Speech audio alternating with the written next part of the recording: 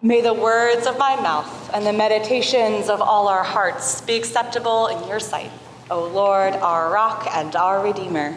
Amen.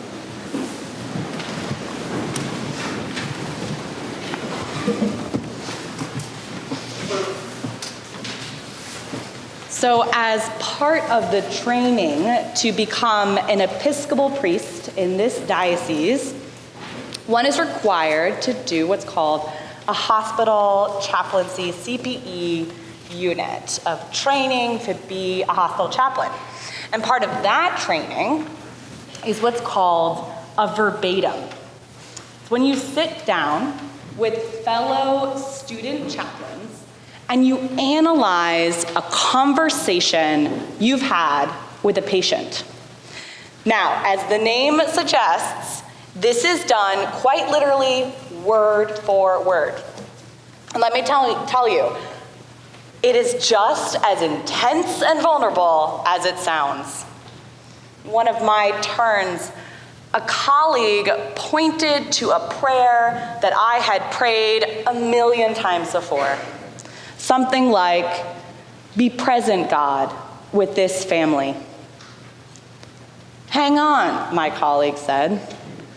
"Why do you ask God to be present?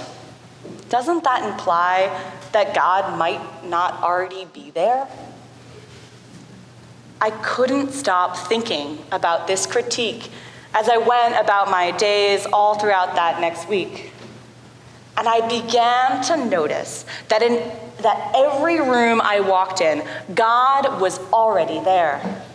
God was here in the room of this dying man. God was waiting for me beside this woman in anguish, that bored teenager, these anxious family members. Wherever love was, God was already present. And even where love seemed most absent, in rooms choking with loneliness, in the never quite totally silent evening wards, at the busy, stressed out nursing stations, God was there too. I began to change how I prayed. Teach us to see your presence, God.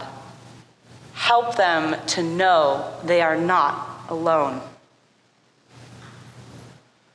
Moses says, "The word is very near to you. It is in your mouth. It is in your heart."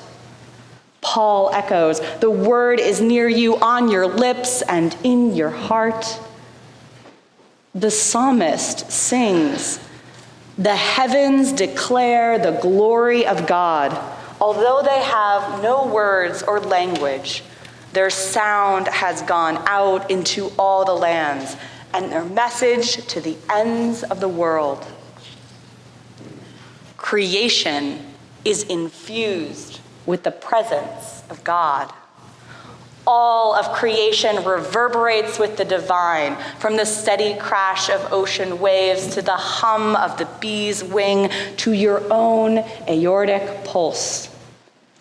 Creation speaks in a different language than we are used to hearing, a different frequency than we are perhaps normally attuned to receive. Yet God is here, speaking. "The Word is very near you" is also the title of one of my favorite books by one of my favorite theologians, Martin Smith. In it, Smith emphasizes that prayer is a conversation. Most crucially, it is a conversation we do not have to begin. We only need to respond to what God has been saying all over creation, all over our lives, in our heart and in our mouth. In prayer, we align ourselves with what love is already saying to us and doing with us. In my time as a chaplain, I came across several patients who felt reluctant to reach out to God. They admitted that they were embarrassed to speak to God after going so long without praying or thinking about God. How dare I ask something of God now when things are at their worst, when I never bothered to connect with God when things were good? It was as if for them, God was a long-lost friend. They couldn't bring themselves to pick up the phone and dial after so many years of silence. I totally got where they were coming from. But to hear Martin Smith tell it, the phone's been ringing off the hook day in and day out. God's been reaching out in so many ways. God never stopped calling. All we need to do is pick up the phone. The call story of good old St. Andrew may be familiar to you. We do read it every year. The story of two brothers fishing on the shores of the Galilean Sea who drop everything to follow Jesus. We focus on the fishermen, though. We can overlook the miracle of Jesus, of what the fact of his incarnation truly means. The heavens may declare the glory of God, but in Jesus, God speaks through a human life. God walks on the seashore. God gets close to busy fishermen, so close that his voice carries over waves and wind, so close that the water soaks the hem of his tunic and the sand clings to his ankles.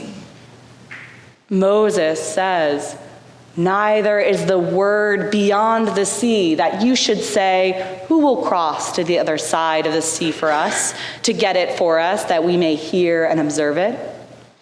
In Jesus, the word is standing right here on our side of the sea, right up next to our nets, close enough to be heard if we listen. In Jesus, God comes into the human experience. In Jesus, God declares there is nothing we can endure that God is not willing to take on too. There are no depths we can sink to that can separate us from God. No decision we can make that can remove us from God's love. In Jesus, God enters and sanctifies every aspect of what it means to be human, even suffering, even grief, even humiliation, even death on the cross. Each year, I tell my confirmation classes about the time in my life when I could no longer accept the existence of a divine creator. I remember once telling someone I did not believe in God. They didn't let it faze them. They simply shrugged and said, "That's okay, God believes in you." It meant nothing to me at the time, but it stuck with me anyway. And now, looking back over my life, I see God there, believing in me even when I couldn't believe in myself. I see the word very near, guiding my heart even when I couldn't hear it. Our building here on the corner of Washington Street stands as a sign of God's desire to be in the life of everyone who walks past. When our emails pop up in your inbox or our Facebook Live notifications ping your phone, our work together here serves as a possibly annoying reminder that God will never stop reaching out for connection with you.